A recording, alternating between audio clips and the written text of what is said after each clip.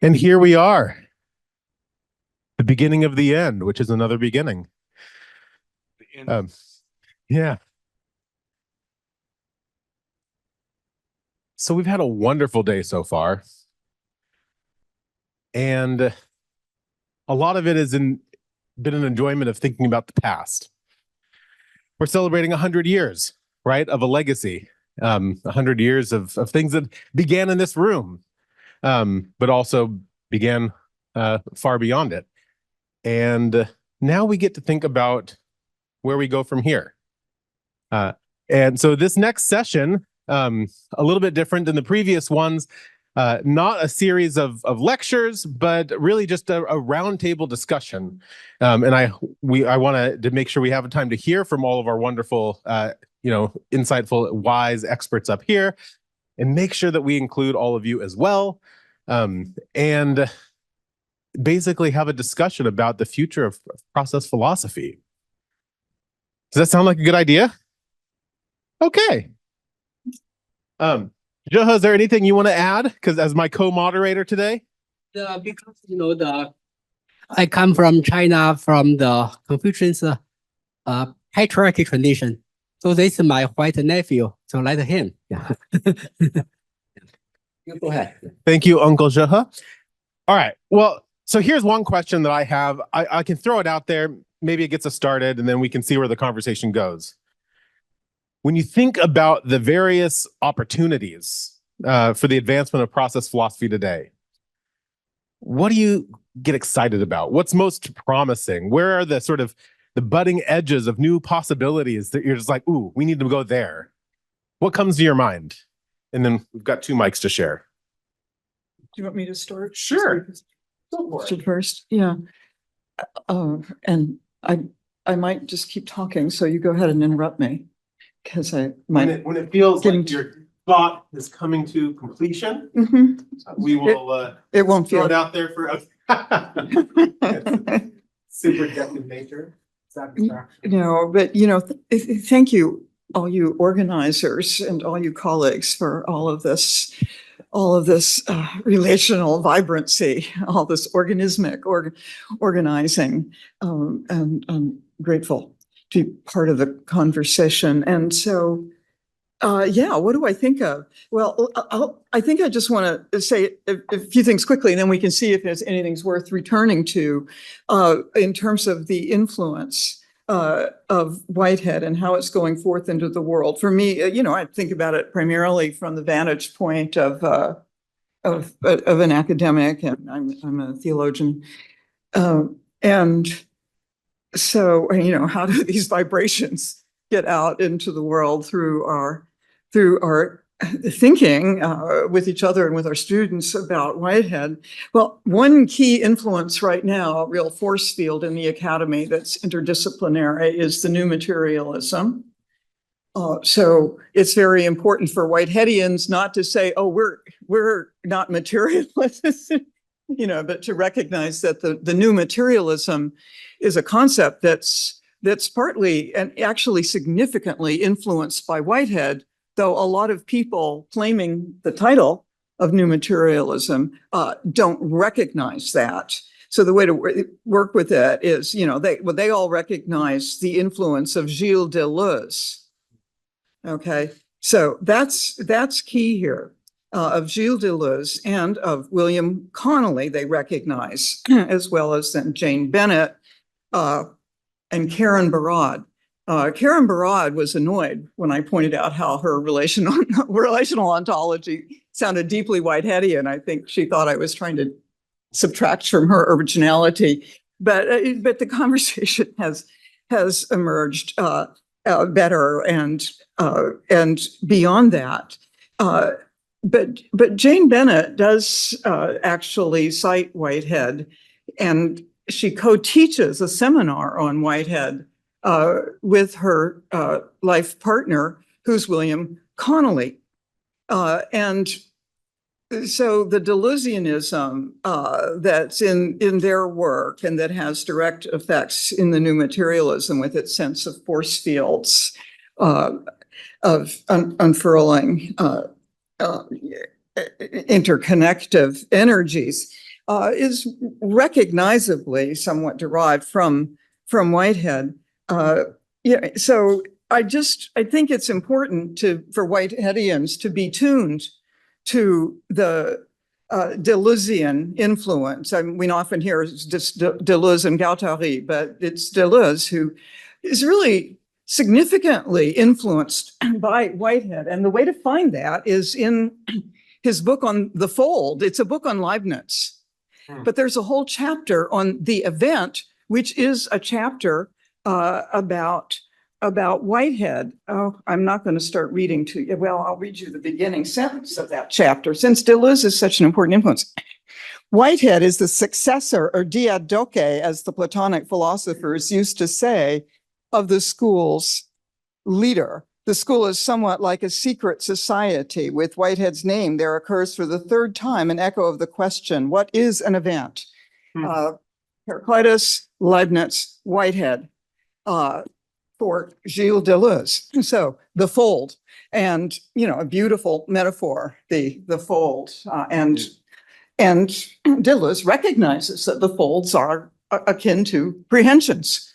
So what I'm hearing you say, among other things, is that there are other philosophers, other thinkers, and even movements that aren't necessarily like explicitly Whiteheadian in orientation, right, but share so many affinities. It would be foolish for us not to engage and partner and work with them. And they're bearing the direct influence, and with William Connolly, the name and the discussion. And if I can get back, if there's any time, I want to share a little bit from William Connolly. Climate Machines, Fascist Drives, and Truth is the book I brought along. And it's one in which he does a lot with Whitehead. He creates a dialogue between Whitehead and Foucault at the end. So he is in himself now merging his deep roots in continental philosophy with his much fresher Whiteheadianism and bringing it into the world of political philosophy.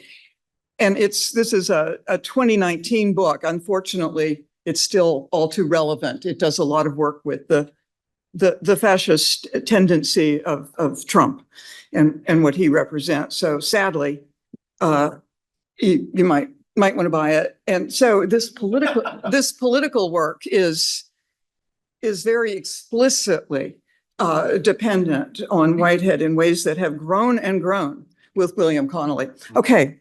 That is a great way to get it started. Are there other thoughts, either in that direction or in other directions? If somebody wants to, yeah, go ahead. Thanks, Catherine. Another school of thought that we've historically been engaged in is Teilhardian process styles of thinking. So Teilhard de Chardin, the great French paleontologist and priest, the Center for Christogenesis at Villanova, our cousins across the way, led by Ilia Delio. So we're in new conversations with them. So this is speaking to the general point of different schools of thought engaging one another that have affinities with respect to process of styles of thinking. But I want to go back to Andrew, to your original sort of question, which is, what are you excited about? There's a lot to be excited about, I would say. So one of my roles, happily, as the program director for the Center for Process Studies, as I often describe it, is to keep my finger on the pulse, or at least try to, of current conversations across disciplines, and try to think of the ways in which we can inject or add our insights to those conversations. So within philosophy, we're doing that in various metaphysical discussions. Randy and I were bickering over possibility last night.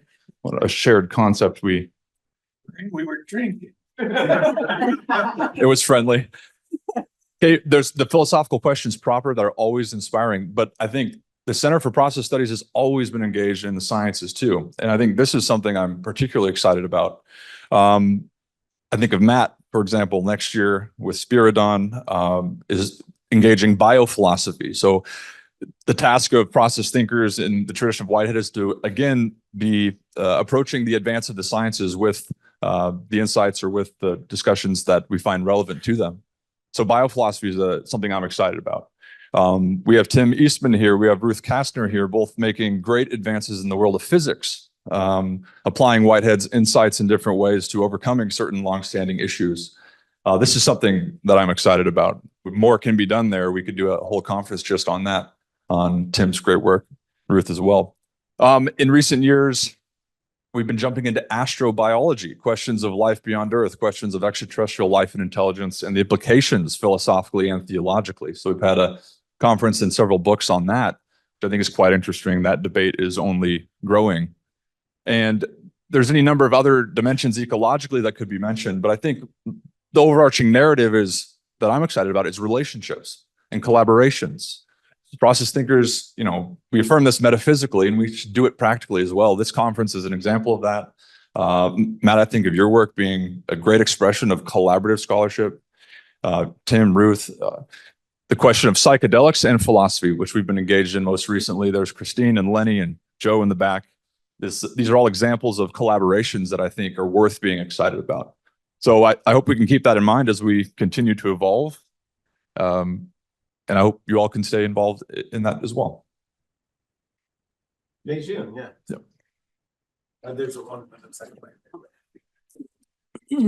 I'll shift this a slight amount and, oh, I'm sorry, you go first. I didn't. Hold it, right?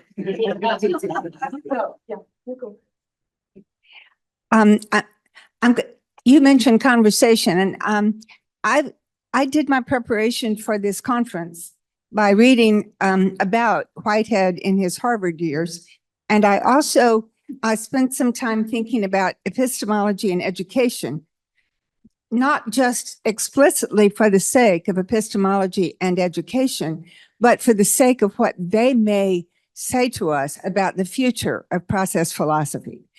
And there are certain themes that run through Whitehead all the way through. The theme of process relational knowing, the theme of rhythms of education, which he had begun to prepare in lectures when he was in London, but which came out simultaneously with Process and Reality, showing some kind of a mutual fructification. Also, the emphasis on propositions. I'm thinking now of how important propositions were for Whitehead. They jolted minds out of their grooves. They developed and fed curiosity and so forth. Propositions are one of the main ideas that John Cobb has when he talks about process education. But I want to name two others that came out of the Harvard years, not as new, but as more and more deeply developed. And one of those was an accent on feeling and aesthetics. That is very present in Whitehead from early on, but it comes forth big time in Harvard. For one thing, he did lots of focus on literature and journalism and the arts, and he also criticized artists who did not draw heavily from feeling. An example would be, we're in the Emerson building. He saw Ralph Waldo Emerson as the epitome of his age, the conclusion, the fine tuning of poetry out of his age. But he actually thought Walt Whitman was a better poet because Whitman stayed closer to feeling and to provocation, introducing new ideas, creating, stirring. And he saw that kind of innovation, creativity as essential for good art and good philosophy. But the last one I'm going to name that came out very boldly in the Harvard years was conversation.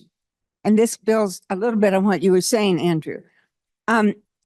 He gathered students, faculty, and just assorted visitors to come, he and Evelyn, to come to their home once a week and often in between. And when you read about those in the dialogues collected and recorded by Lucy and Prince, you discover that those were very interesting conversations.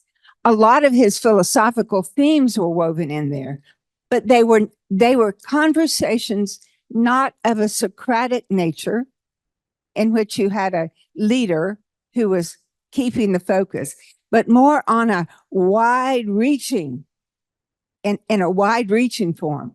Conversations that might start with one person raising a subject and another responding. Whitehead, of course, did a lot of the talking, most of the talking, but not all of it.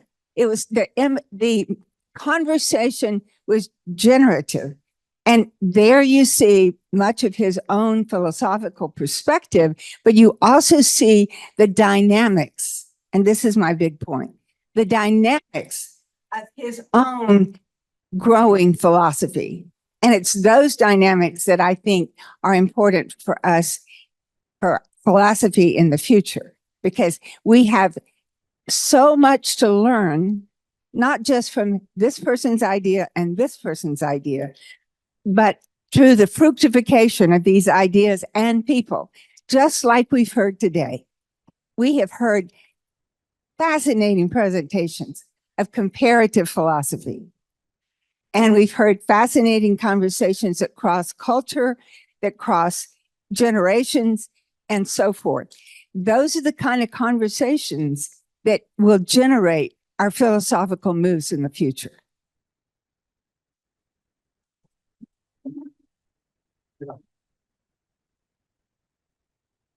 I just feel so excited about today.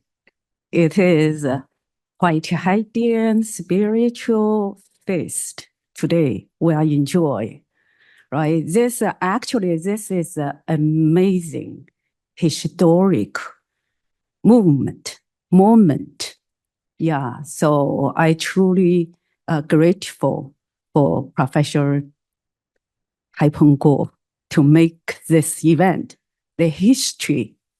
So can you imagine 100 years ago, Whitehead was here to teach, right? 100 years later, we are here. This is amazing. Can next 100 year, our next generation come back to do the same thing? So that is it. We say all of us here today is to make history, right? We are the witness of Whiteheadians, Whitehead schools process blooming. And also from today's presentation, all of them are wonderful. Yeah, I actually learned a lot. And so I just think I found there are two trains. You see, one train is still focused on Whitehead's research. You see, Joe and Mego and Professor Jian Hui and Professor Fu Bingyang, their works harder on this train, right? And the other professors like Haipeng Guo, Li Yang, and others work on the application. You know, that is, I think, one of the most contribution Dr. John B. Cobb Jr. made to Whitehead's world. You know, beside his research on Whitehead's study, so he actually is a strong mover, Whitehead's philosophy from Eiffel Tower to our daily life. So, so I just feel so helpful. You know, Whitehead, if we take a tree, a big trunk, as a metaphor. So Whitehead is a big trunk. And there are so many branches, like education, aesthetics, ethics, philosophy, and ecological civilization. You know, more than 50 years ago. And Dr. Cobb said in his essay, why Whitehead? You know, during that time, Whitehead is very marginalized in academic area. But, you know, he didn't choose other great philosophers like Hegel, Plato, Aristotle, and Kant. You know, there are another, but he chose Whitehead. He said why he chose Whitehead. So he is not for his own personal interest, but to save the world, to save the whole planet. So I think all of us here, sit here, you come here has a big purpose, right? Big purpose. You are here to tell people, hey, there is another alternative direction we may consider to save human civilization. From Descartes, I think, therefore I am, to Whitehead, I apprehend, therefore I am. So from this shift, so we can make the different world. Actually, it's better world. Thank you. So we have hope.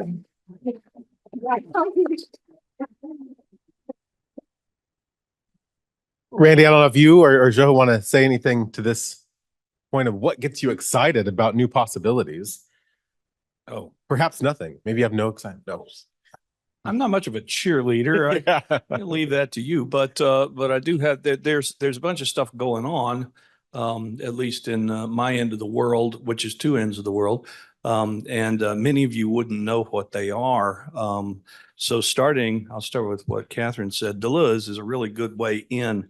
I'm seriously worried about the fact that in philosophy departments in the United States, you can't study Whitehead at a graduate level. I mean, there's SIU and there's Fordham, and if you guys know any place else where you can do that in philosophy, let me know. But I don't think there really is that, and I have to tell my students, and I know Jude does the same thing. Don't write on Whitehead because I want you to have a job. And so we got to do something about this. And Deleuze is actually a good way through. I have a new crop of folks right now. I don't think any of them will write on Whitehead, but they're all studying Whitehead. Then the reason they won't is I won't let them. Peirce, yes. Dewey, yes. You can get a job. Deleuze, there's a dissertation right now. This is something we need to think about as a Whitehead community as to either how we might recapture some philosophy departments. Or just go interdisciplinary. And that's the second thing that I wanted to say. You guys wouldn't necessarily be aware that there's a lively international Suzanne Langer circle now that has just had its second international conference in Carbondale. Our first one was in Frankfurt. Most of these scholars are European, and they are tremendously interdisciplinary. They come from all over the place. It has always amazed me. All of these Langer people study Whitehead, but the Whitehead people don't study Langer. And this is a problem because she's really, really good. If I were to tell you that in her 1937 logic, she succeeded in turning the theory of extensive connection into an algebra, would that come as a surprise to you? You don't have to deal with extensive connection as an axiomatic system anymore, because if you combine Langer's dissertation with the inclusion operator she introduced there, with what she actually worked out, chapters 10 and forward in her 37 symbolic logic, you have a functional algebra of extensive connection. And it's sufficient to replace the old-fashioned binary Boolean stuff. So anyway, I have a logic book that's out that enables you to teach exactly this sort of thing to undergraduate students. You're more than welcome to examine it. And so one of the things that, to me, we might do in order to take advantage of the fact that philosophy departments are dying all over, and it's not just the United States, they're dying in Europe too. Philosophy departments are dying in Europe and the United States, and part of the reason is that the logic and the metaphysics that they teach is irrelevant to the world. Boom. It's boring and it's irrelevant, but we do have an opportunity, I think, to reformulate logic. AI gives us this opportunity. My logic book is AI friendly, and so in the sense that AI does not operate on subject predicate logic. It operates on binary, and binary is a lot more open than these old logics. We should take advantage of this and work really, really hard on the logic and see if we can take over the curriculum because there's certainly no reason to be teaching people subject predicate logic anymore. Teach them Boolean algebra, that would be helpful, but subject predicate logic is a complete waste of their time. So there are some things that I think that we can do. This is a moment of opportunity with regard to that. Obviously, also the CPS archives have just moved to Southern Illinois University, and this is a massive undertaking for us in the sense that we're integrating them not only with our special collections and these sorts of things, but trying to set up something that will serve a worldwide. People come to SIU already to study the Dewey papers, and so we're set up to receive you, and you're invited, although not yet. You can come. We'll show you what we got. Yeah.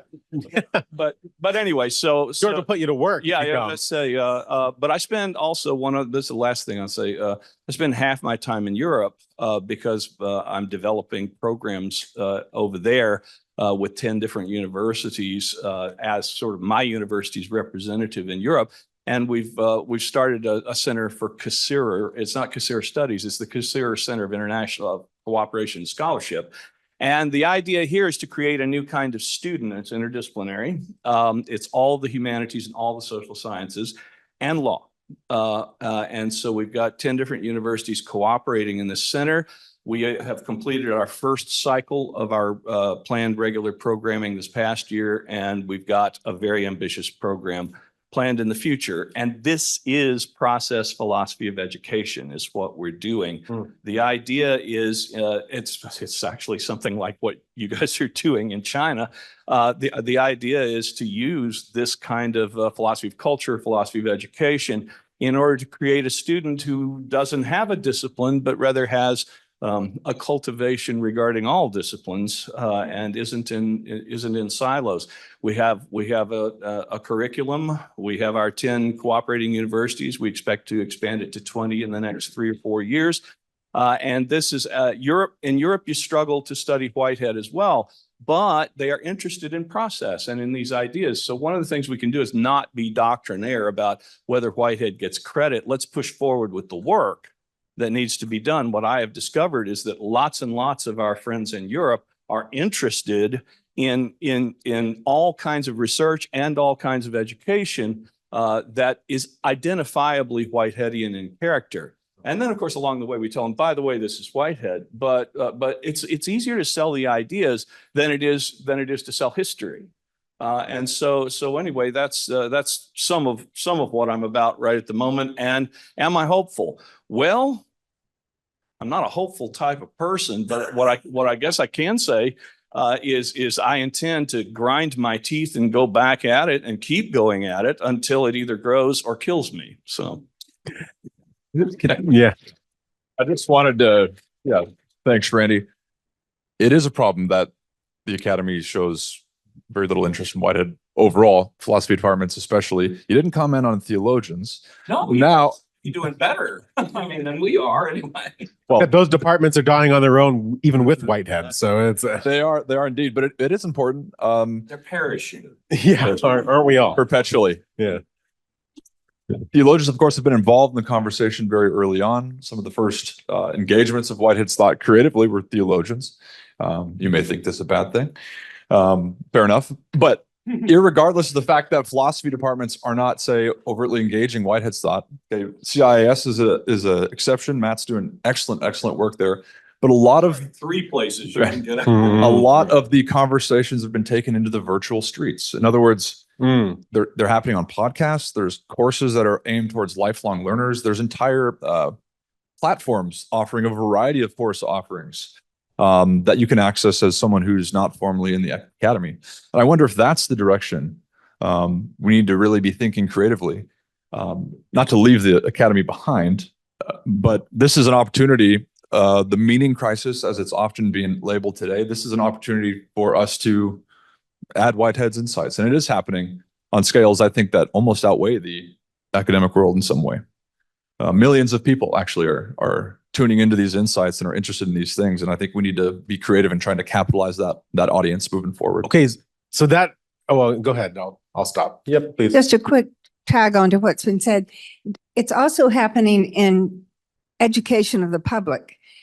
And I think those conversations should be taken into account as we dream of the kinds of futures you're talking about, because the public has deep wisdom that is tapped into the intellectual and scholarly conversation. piece of what we're doing in Europe, one of the things we're doing is using the city leaderships of the 10 cities that we're associated with, partly because we're disgusted with academia and its isolation, but partly because cities are great agents of peace. Cities don't go to war with each other. Cities don't like war. And so the cities that our universities are in are beginning to cooperate with one another. And the idea is to change the culture of the city. And city leaders who are progressive and who want good things for their cities are really after that. But that's another piece of the puzzle that we're working on at the Auxier Center. So this is so fun. I wish we had like hours and hours more. Okay. One of the things I'm hearing then is the possibility of, okay, maybe we need to like engage the academy, transform it, change it. Maybe we need to just replace it, whatever. But what about us? How do we need to change to continue to be relevant? How does process philosophy in the work that we all do need to be adapted and transformed if we are not going to die out the way the philosophy departments are? Any thoughts on that? I feel like you're already doing it. Done. Job done. Already there. Success. No. Sure. Go ahead, May. Okay. So I always had a dream. Yeah, a dream of Whitehead's education, Whitehead's school. So I just finished a paper, Reimagine Education for Ecological Civilization from a Whiteheadian's perspective. Yeah. So I just say, so when we change our mentality, from I think, therefore I am, to I apprehend, therefore I am, the whole world will be changed. Yeah, so you can apply this, to the all aspect of human civilization. Yeah, example, education, ecological education for ecological civilization. Guided by Whiteheadian's perspective.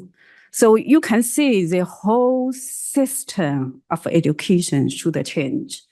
First, we should have a different view of a student. We know students are alive, right? No one questions this. But when students come into the classroom, then the teacher, forced by the whole system or curriculum, evaluation, textbook. So they have to force a student to learn this, to learn that. Actually, even they don't want to do that. We also know our teacher is alive, but they have to do. So both sides, student and the teacher, bear a lot of pressure.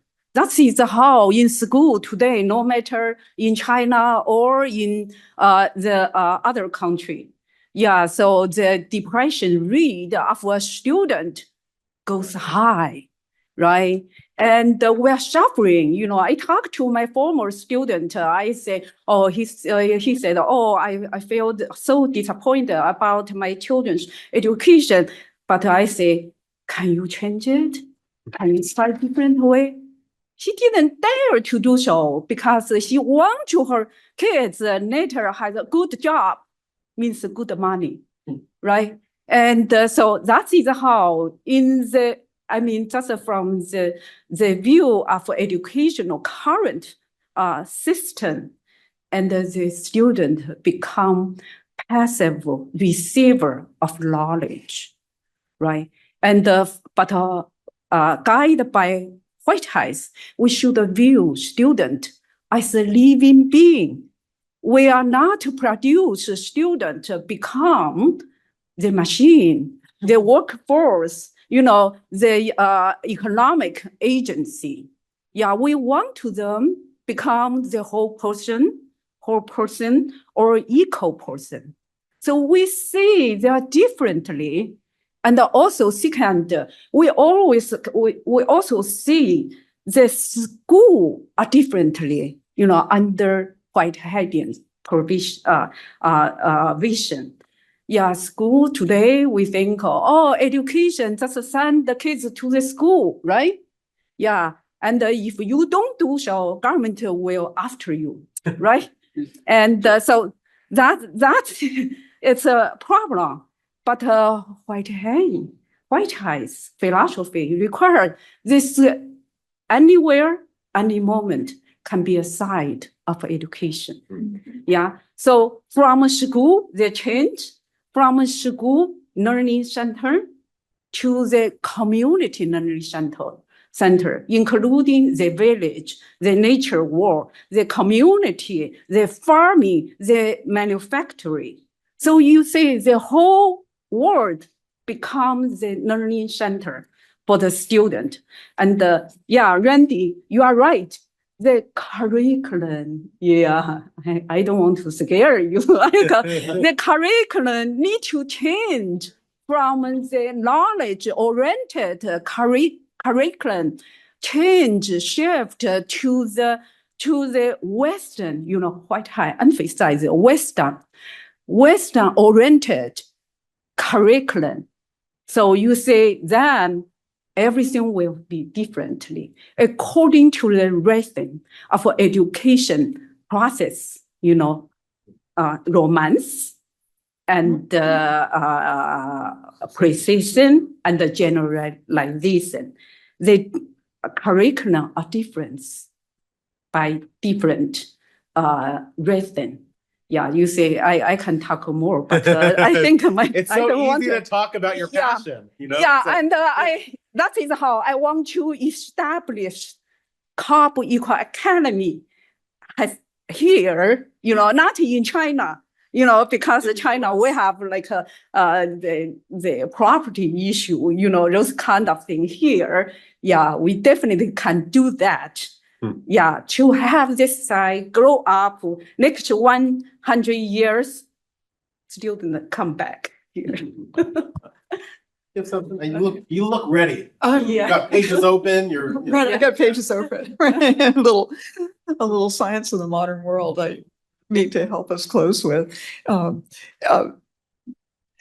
of course, there's something more important than education, as long as we understand it as bursting open everywhere possible.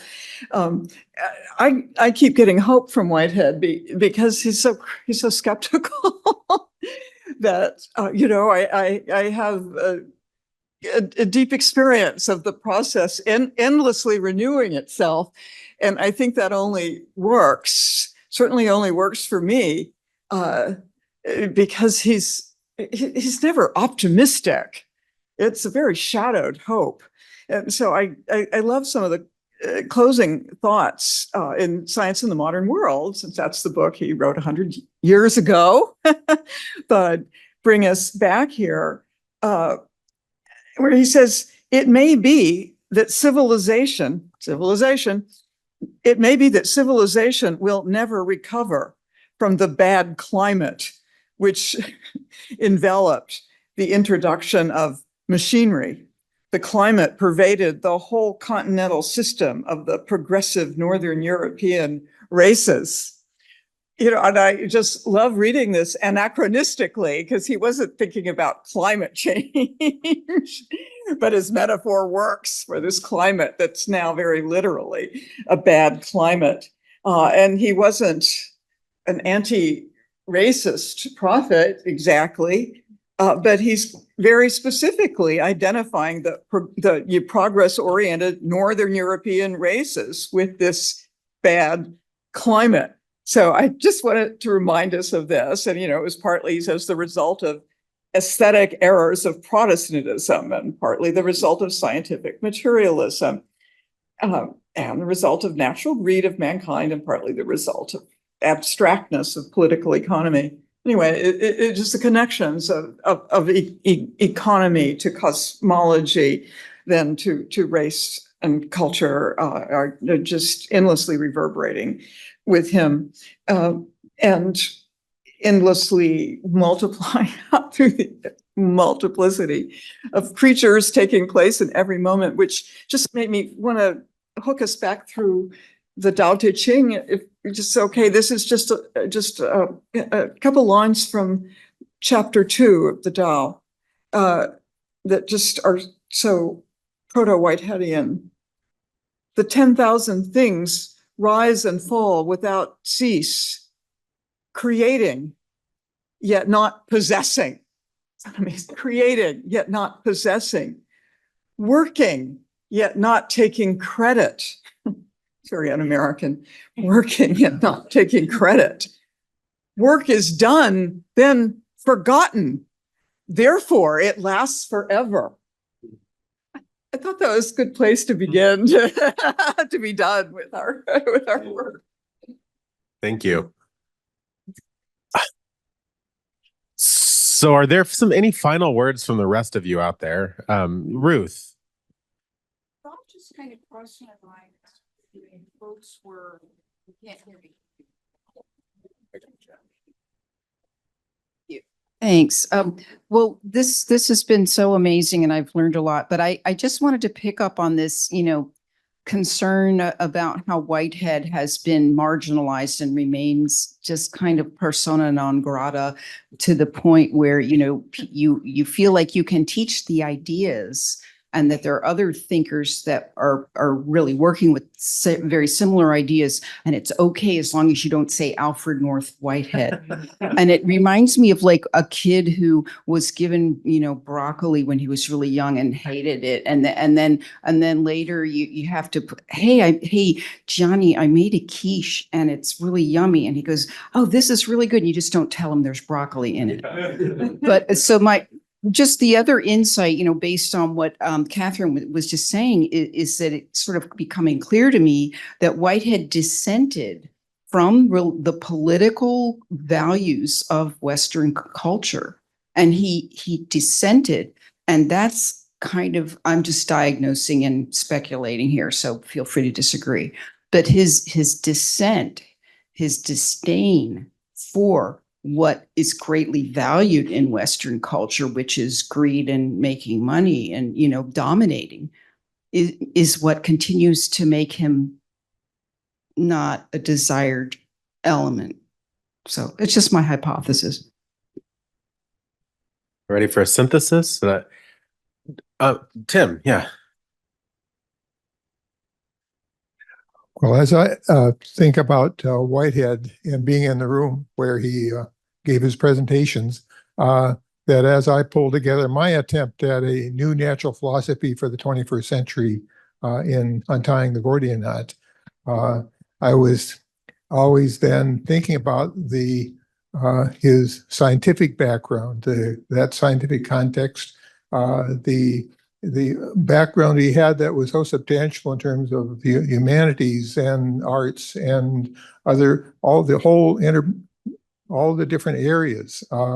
And so I attempted to grapple with pulling something that could tie the pieces together, analogous to what Whitehead did 100 years ago. I failed. I'm short of that, but it was my attempt. And I think in part what we all are doing collectively is an effort at trying to put together a new natural philosophy for the 21st century that really is adequate to the needs of our civilization, taken ecological civilization in a broad tent, globally, as you expressed. That's very important. And that among the different communities that have been noted here, in addition to Deleuze and that group, that was brought out by Dr. Keller very, very well. But another one is semiotics and Persian semiotics. There's a worldwide community. It's very active. I went to a meeting and gave a presentation a couple of years ago. I encourage participation with them because they really are compatible with what we're talking about here, and they're contributors to a new natural philosophy for the coming century. People are working with aspects of, say, maybe artificial general intelligence in an inclusive way, but in a way that recognizes the limitations of the dyadic Boolean-only thinking and recognizing information theory, the distinction between syntactic and semantic information. A Boolean algorithmic processing device, an AI device, cannot get from syntactic to semantic information, and that's fundamental. But then it has tremendous power and potential to mimic the person, the chess player, whatever. But there are still these distinctions that distinguish the human versus the mere machine. We need to, and through all this, I did recognize my connection so much with this place, and I accidentally came here because I had a meeting in genealogy. That's my gene, and they have a coat of arms. You don't have a coat of arms, and then my daughter lives 20 minutes north of here, and so it all came together very well for me. I know I'm not a formal presenter. My apology for making this kind of, but the other connection is that in my genealogy work, I spent 2.5 years trying to figure out what happened to my orphan grandfather, born in New York City in 1876, sent west by orphan train, 1878. What about my orphan grandfather? I knew about the other. They're all farmers, no exception, all farmers. Turned out that my orphan grandfather's grandfather was first cousin to Ralph Waldo Emerson. That's completely relevant. There we are. That's so we're pressed for time. Systems thinking seems like it should also be thrown into the mix as we're considering things. One of the things you just said that I think is super helpful is recognizing the connection between relevance and needs. So like if we want to be relevant as scholars, as community, as activists or whatever, responding to the needs of the day seems kind of straightforward. Identify them and engage them, right? And that's what I was hearing from all of you is wonderful suggestions for how to do that.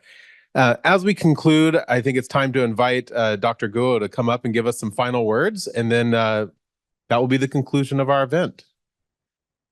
You can use that if you want, or you can whatever. Yeah.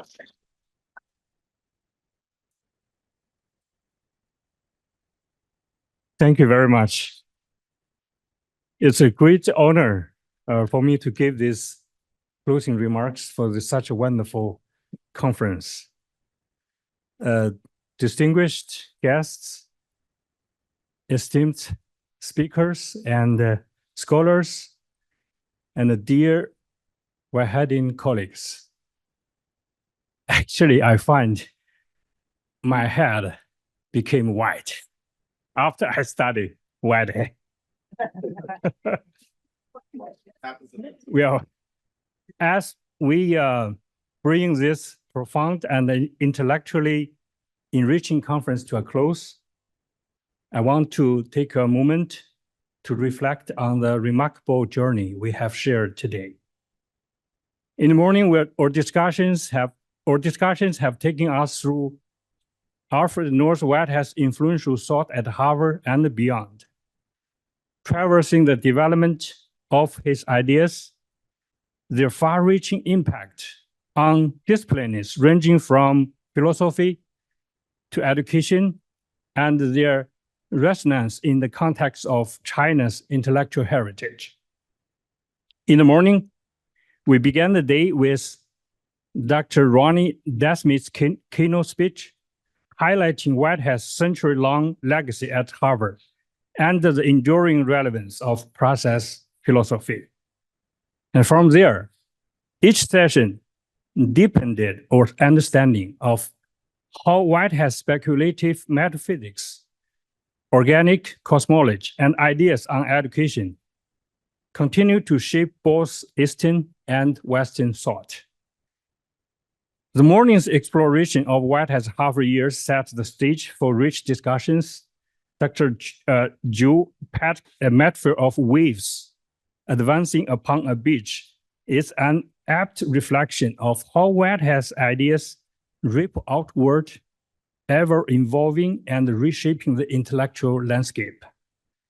Similarly, the dialogues between Eastern and West in session 2 and 3 have illuminated the fascinating intersections between process philosophy and Chinese thought, echoing Whitehead's own openness to diverse intellectual traditions.